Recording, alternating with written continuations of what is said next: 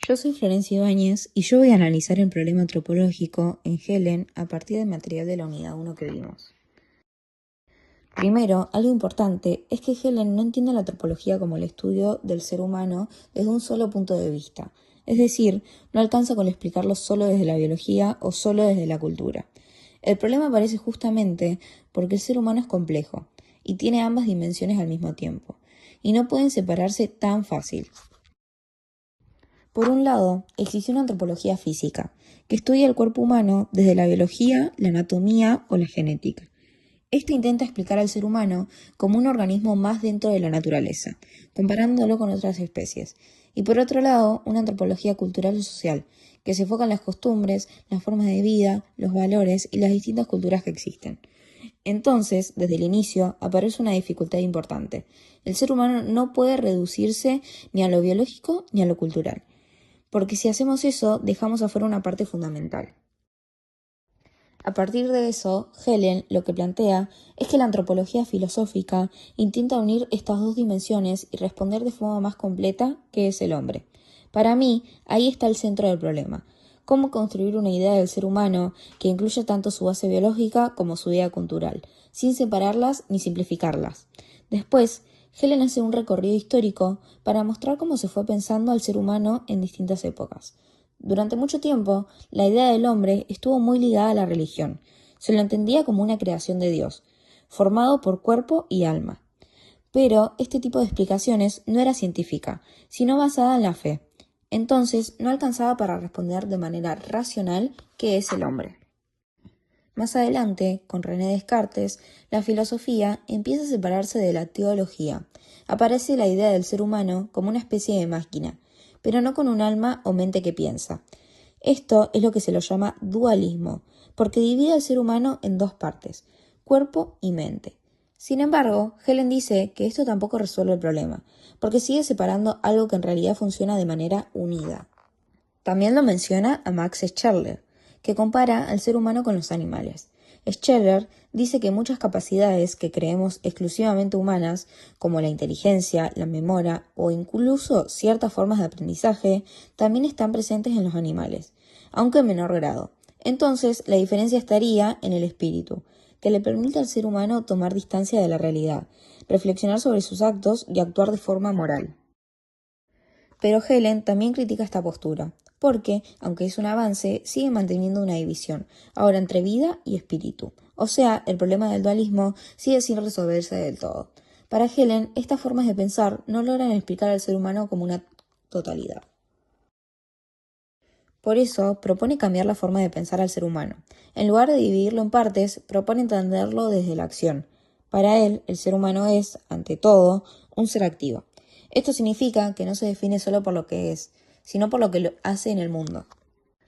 Es decir, el ser humano actúa sobre su entorno, lo modifica, lo transforma y lo adapta a sus necesidades. No es un ser pasivo que simplemente se adapta a lo que hay, sino que interviene constantemente en la realidad. Desde esta idea, Helen lo compara con los animales. Los animales suelen estar adaptados a un ambiente específico y guiados por instintos bastante definidos. Por ejemplo, saben cómo conseguir alimento o cómo defenderse sin necesidad de aprender demasiado. En cambio, el ser humano no tiene esa seguridad. Tiene menos especialización biológica, menos defensa natural y menos instinto que lo guíen de manera fija. Por eso, Helen lo llama un ser carencial. ¿Qué sería esto? Él dice que el ser humano es carencial porque no está naturalmente preparado para sobrevivir en un entorno determinado. A diferencia de los animales, no tiene garras, ni gran velocidad, ni un instinto completamente seguro que le diga cómo actuar en cada situación. Pero, al mismo tiempo, esa carencia no es solo algo negativo.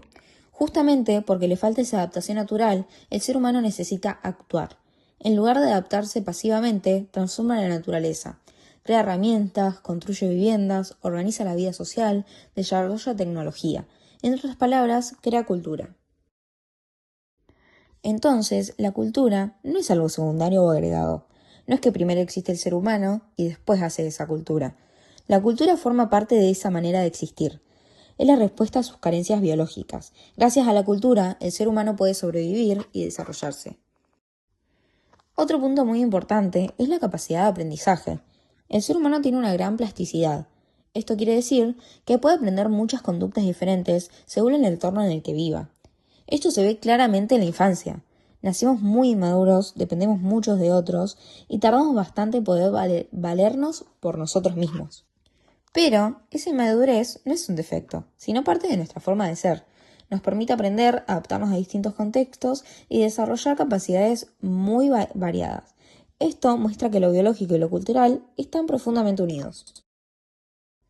Justamente porque no estamos desarrollados totalmente por instintos. Necesitamos del aprendizaje, la educación y la sociedad para poder vivir. Sin eso, no podríamos desarrollarnos como seres humanos. A partir de esto, Helen también habla de las instituciones, cómo el ser humano es abierto, inestable y no tiene una guía instintiva fija. Necesita estructuras que le den orden y estabilidad. Como por ejemplo las normas, la familia, la escuela, la moral, y estas son las instituciones que cumplen con esa función. Nos orientan, organizan nuestras acciones y hacen posible la vida en sociedad. Por eso no son algo secundario, sino fundamentales. Incluso Helen dice que cuando las instituciones se debilitan, puede aparecer el desorden o la desorientación, porque no hay una base instintiva fuerte que las reemplace. Esto muestra lo dependiente que somos de lo social. Para terminar, yo creo que el problema antropológico en Helen consiste en explicar qué es el ser humano sin caer en divisiones como cuerpo y alma, o naturaleza y cultura. Su propuesta es pensarlo como una totalidad. Su respuesta es que el ser humano es un ser activo, abierto al mundo, carencial y capaz de aprender. Como no está naturalmente determinado, necesita construir su propio mundo a través de la acción, la cultura y las instituciones. Por eso mismo, lo específicamente humano no es solo pensar o tener razón, sino tener que crear un mundo propio para poder vivir y sostenerse en él. Hola, yo soy Ludmila Ibáñez y hoy voy a hablar de Guthrie y el paso del mito al lobo. Bueno, para empezar, Guthrie se hace una pregunta inicial que es ¿qué entendemos por concepción de la filosofía griega? Bueno, según el autor, el caos de los acontecimientos naturales oculta un orden subyacente y ese orden estaba controlado por fuerzas impersonales. La pregunta es, ¿qué es el caos?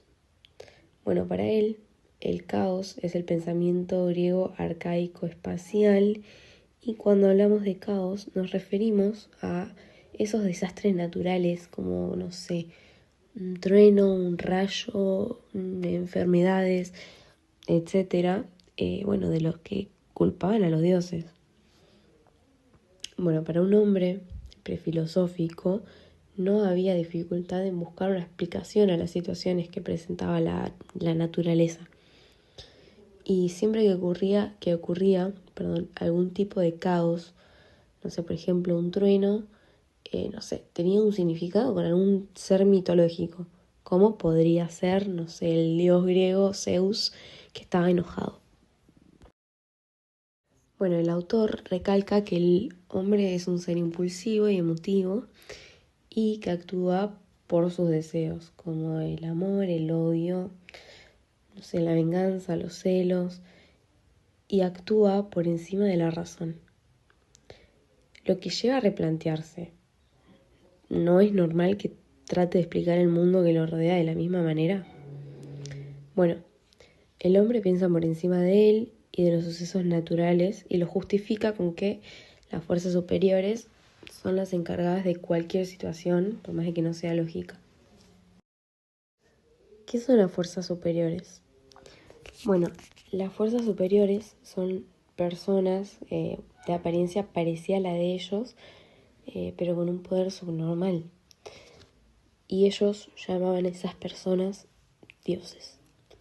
En el texto, Guthrie aclara que no va a discutir de dónde salió la religión y aclara que lo que más le interesa es discutir sobre cómo los antiguos griegos creían en muchos dioses y en los espíritus. Para ello, habla de los poemas de Homero, donde podemos entender que enseñaba el origen del mundo y la vida con relatos mitológicos sobre dioses y héroes. los cuales hablan de que cada acto está impulsado por los dioses. Guthrie señala la obra de Afrodita, ya que si alguien sentía un deseo prohibido o engañaba a su pareja, culpaba a Afrodita, que era la diosa del amor y del encanto. Bueno, la culpaban de hechizarlo y obligar a sentir eso, ¿no? Lo que nos ayuda a pensar cómo los antiguos griegos usaban a los dioses para justificar su accionar. Siendo Homero así muy pesimista sobre el destino de los hombres, ya que, da un ejemplo, si al vecino A le va súper bien, tiene una linda casa, una familia numerosa, mejor calidad de vida, mientras que al vecino B le va mal, no sé, en el trabajo o en la vida en general, significaba que el vecino A había granjeado un favor de un dios, mientras que el vecino B su odio o enemistad, ¿no? En su intento de cambiar el mundo, los primeros filósofos afirmaron que detrás de cada cosa, como por ejemplo árboles, estrellas, personas, etc., existía un solo arche y una sola lógica. Pero ¿a qué nos referimos cuando hablamos de arche, no? Si son como yo y nunca en su vida escucharon la palabra arche, yo les explico qué es y de dónde salió. Bueno, este es un concepto muy importante en los principios de la psicología. Arche significaba principios u orígenes. Esta palabra es importante porque representa el paso del mito al logo, ya que en vez de decir el mundo existe porque un dios lo creó, los filósofos decían el mundo existe porque hay un principio natural, que es el arche. Bueno, para los primeros filósofos esta era una palabra re común que se usaba para saber de dónde salían las cosas. Algunos de estos primeros filósofos son Tales, Anaximandro y Anaximenes, quienes eran ciudadanos de Mileto, una ciudad griega jonia ubicada en la costa occidental de Asia Menor.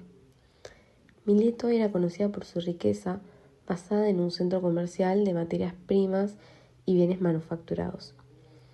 Se manejaba con la exportación de estos y su sistema de gobierno era aristocrático. Cuando decimos gobierno aristocrático nos referimos a un gobierno de los mejores, por así decirlo. Esto lo tenían solo las clases altas y Mileto era una de ellas. Bueno, gracias a esto, sus ciudadanos vivían rodeados de lujos, de bienestar y de calidad de vida, por lo que no creían que les debieran nada a los dioses. Si habían dioses, debían de tener cosas más importantes en qué pensar que entubar sus cabezas con los asuntos humanos. De los dioses no sabemos nada bueno ni nada malo. Guthrie, 1984, página 40.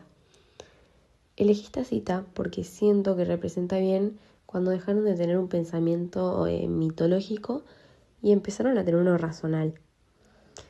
Es el momento en el que la cultura griega dejó de depender, por así decirlo, de las fuerzas superiores y comenzó a independizarse, ¿no?, de la religión.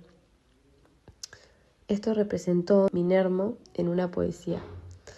El poeta miraba por dentro de la vida humana y por encima de los seres superiores. Él critica al antropomorfismo, ya que no está de acuerdo con que el mundo fue creado y manejado por dioses con forma humana. Con esto se descubrió la forma que implicó buscar lo que es común y esencial en las cosas. Es decir, pasar de lo particular a lo general. La filosofía nace para empezar a explicar la realidad a partir de causas naturales y usa la razón por encima de las creencias. La filosofía para los filósofos milesios es el asombro y curiosidad por la misma, hablando del hombre como curioso y no como un ser que intenta domar a la naturaleza para un beneficio propio. Aunque la filosofía revolucionó gran parte del mundo, hay unas ciudades que siguen usando de diferentes maneras el conocimiento. Egipcio y Babilonia usaban el conocimiento práctico y religioso y explicaciones personales sobre el mismo, y no para entender el mundo en sí. Básicamente la filosofía nació cuando empezaron a explicar la realidad usando la razón y no los mitos. Se dan cuenta de que el mundo no es caótico, sino más bien que tiene un orden, y con ella nació la palabra logos, que puede significar estudio, razón, explicación y discurso. Dar logos es explicar algo de manera racional y fundamentada. Por ejemplo, llueve por procesos naturales y no porque un dios está llorando. Y para finalizar mi exposición, mi hipótesis sobre el cambio de mitos a logos es que gracias a esto conocemos el mundo como lo conocemos. Fue fundamental el proceso y lo que arriesgaron, ya que en realidad no fue algo 100% científico por lo que lo descubrieron, sino algo más lógico con el razonamiento humano.